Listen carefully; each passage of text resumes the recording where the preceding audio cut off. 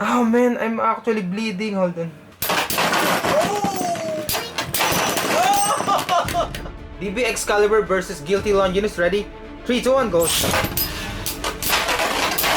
Oh, ring out finish. Winner is Guilty Longinus. 1-0. Are you ready? 3, 2, 1, go.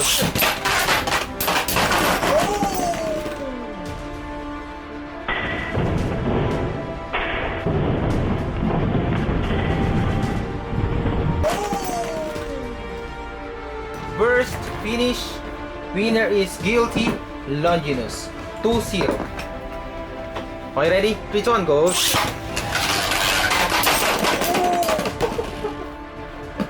Burst finish. Winner is Guilty Longinus. That is now 3-0. Are you ready? 3, 2, 1, go. Ring out finish. Winner is Guilty Longinus. Okay, the points now is 4-0. Let's launch the DB Xcalibur again.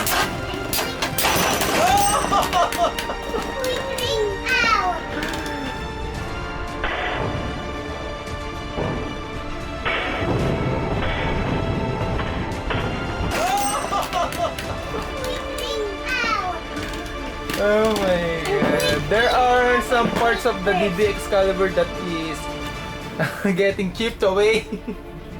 Are you ready? 3, 2, 1, go. Ring out finish. Winner is the Guilty Longinus. So the score now is 5-0. Let's launch the DB Xcalibur again.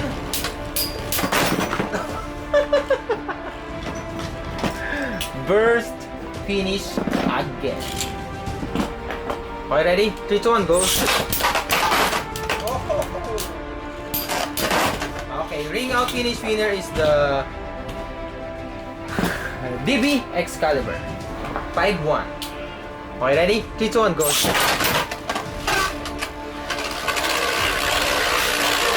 Guilty Longinus versus DB Xcalibur. Ring out finish. And of course, we will launch the DB Xcalibur again.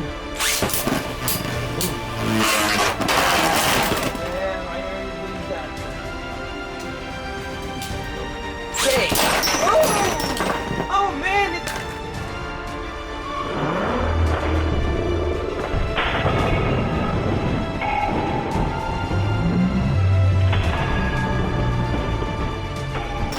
Oh man! It was destroyed by Guilty Longinus. Oh man, I'm actually bleeding. Hold on. I got hurt. Hold on. Okay guys, I got a wound. It hit me and there is blood coming in my hands.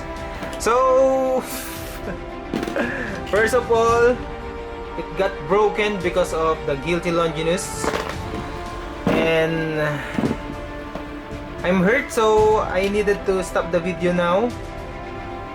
Okay, I need to wash this and put some medicine.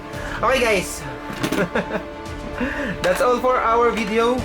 Like the video, subscribe to our channel for more Beyblade contents. Thank you guys for watching.